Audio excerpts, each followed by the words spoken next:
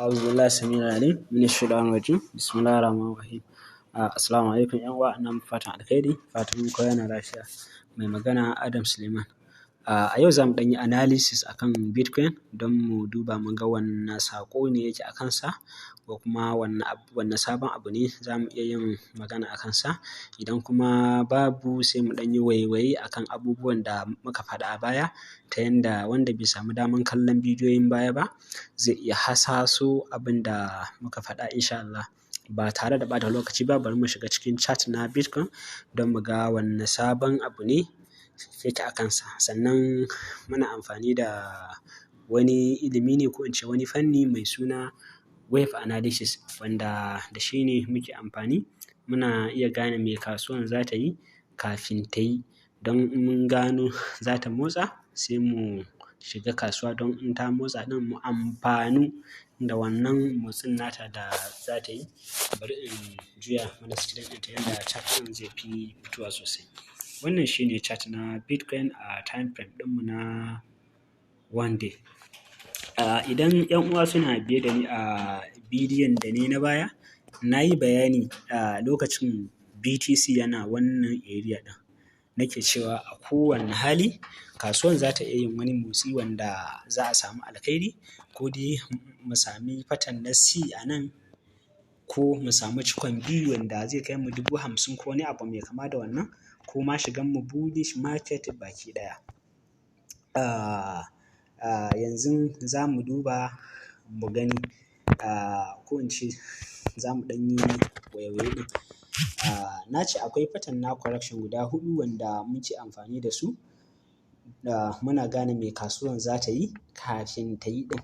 Na ce idan za ta ba mu pattern ne na rana, muna buƙatar tashi kwatankwacin wannan tashi ɗin a nan, wanda mun same shi a kowane irin lokaci, farashin kasuwa zai iya sallamowa zuwa ƙasa.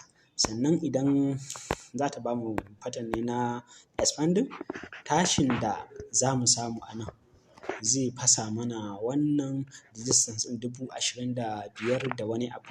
Sannan ko bayan ta fasa ɗin farashi zai iya sallamowa zuwa ƙasa, wanda in hakan ta faru duk wani support wanda ake tunanin zai iya riƙe kasuwan zai ma iya wuce nan ɗin. Saboda haka BTC yanzu yana wani wuri mai wahalan sha'ani. Saboda haka a shawarce a yi trading amma kada a dinga mantawa da sanya stop loss. A wanne hali ne za mu ce wannan tashin da kasuwa take yi sabon tashi ne ko mu ce cikon B ne? Sai in ya kasance ta zana mana pattern ne na contracting. Ya pattern na contracting yake? Ga yanda yake nan. Zan zana mana da hannu saboda ba na son bidiyon ya tsawo.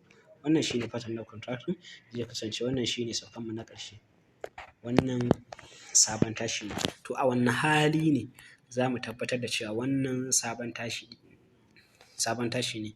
A lokacin da wannan tashin da kasuwa take yi haka, wannan tashi ɗin bayan ta kammala wannan correction wanda take a nan, ta tashi sama haka, saman wannan resistance ɗin. Duk da mun ce ko bayan ta fasa farashin kasuwa zai iya sallamowa zuwa ƙasa.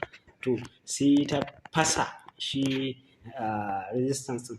Bayan ta fasa kuma ta tsaya ta yi mana correction babba ko ƙarami aka fasa ta sama. To a wannan hali ɗin za mu iya mu ce magana ta ƙare. Sannan masu son su saya kayan holding su ma su ɗan jinkirta tukuna zuwa fasa wannan resistance ɗin. Sannan ba fasawa kaɗai ba, a samu correction a fasa ta sama. To a wannan hali ɗin kamar yadda na faɗa za mu ce magana ta ƙare.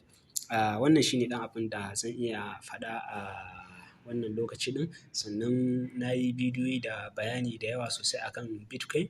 Wanda yake son ya gansu zai iya hawa kan Telegram ɗinsa, ya yi searching na sunan zaure na Adam Crypto TV. Sunan zauren zai bayyana, sai ya yi joining, zai ga bidiyoyin baki ɗaya da bayanan da na yi tun BTC yana wannan area da ma dai sauran bayanai baki ɗaya. Sannan zan yi amfani da wannan dama na tallata muku zaure na wanda nake koyar da trading, kuma mun faro ne tun daga farko. Na ce farko ina nufin tun daga kan candlestick zuwa yanzu mun kammala darussa baki ɗaya akan candlestick. Na ɗan huta kwana biyu kuma zan fara hawa kan kasuwa. Muna koyar da dabarun yanda mutum zai iya shiga trading ta hanyar amfani da candlestick insha Allah da sauran abubuwa in Allah ya so. Sannan lokaci zuwa lokaci ina tura signal. Duka wannan ina yin sa ne free of charge, free. Sannan ina tunanin zan buɗe BIP wanda zan koyar da wannan fannin na wave analysis. Wato wannan course ɗin da na yi ga waɗanda suke da buƙata. Sannan ko da kana da ilimin technical analysis to wannan fanni ɗin in kana da shi zai amfane ka, sannan zai ƙara ma technical analysis ɗinka ƙarfi ta yanda duk wani abu da kasuwa za ta yi za ka iya sanin me za ta yi kafin ta yi ɗin. Saboda idan ka lissafo ko ka hasaso za ta ɗan iya yin wani motsi, za ka ɗan iya shiga kasuwa don in ta motsa ka amfanu da wannan motsin nata da za ta yi. Saboda sannan kuma wannan shine amfanin ilimi dama. Kafin kasuwa ta yi abu ka iya hasasowa, saboda ma daman dai sai ta yi abin za ka iya hasasowa, to wannan za mu iya mu ce ilimin da kake yi da shi ba zai maka amfanin da ya kamata ba. Bari in ɗan ba da misali na kaɗan daga cikin abubuwan da zan koyar da mu a ƙarƙashin wannan fannin na wave analysis. Mu ma wani bawan Allah ne ya ba mu shi, kuma na baka assignment da wahala ka same shi akan YouTube zuwa yanzu da nake wannan bidiyon. Ni dai ban sani ba dai, amma da wahala ka same shi akan YouTube. Na baka assignment. A ina ake samun shi? A cikin class ake samun shi. To ga kaɗan daga cikin abubuwan da zan koyar. Misali mun sami tashin kasuwa haka misali. Kasuwa ta tashi haka misali. Zan koyar da yanda za ka gane investors ko mu ce whales suna ƙoƙarin shiga kasuwan, ta yanda za ka shiga don a samu wannan option ɗin tare da kai. Sannan zan koyar da inda za ka gane investors ɗin suna ƙoƙarin fita don kai ma ka fita. Kada su fita su donfa maka kaya, ko in ce su barka da token. Sannan wannan tashi ɗin option ɗin nan in mun kalla za mu ga wannan option ne, wannan ma option ne, wannan ma option ne, wannan correction ne, wannan ma correction ne. To duka insha Allahu ta'ala kowanne option, wannan option ɗin za mu lissafa shi a yaya ya tashi. Wannan option ɗin za mu lissafa duka a yaya su tashi. Sannan wannan correction ɗin shi ma za mu koyar da yanda za ka yi mu'amala da shi insha Allahu. Kamar yanda yake a wannan option ɗin nan, haka za mu yi masa filla-filla a downtrend. Bari in ɗan zana kaɗan a downtrend ɗin. Misali kasuwa tana sauka haka. To za mu koyar da yanda za ka ɗan iya shiga trading ko ya ka cire profit insha Allah. Ga kaɗan daga cikin abubuwan da za mu koyar a cikin zaure ɗin. Darasin farko ko in ce za mu yi class akan Elliott wave, uptrend ɗin shi da downtrend ɗin shi. Sannan zan mana class akan analysis wave, shi ma uptrend ɗin shi da downtrend ɗin shi. Sannan zan mana class akan price action.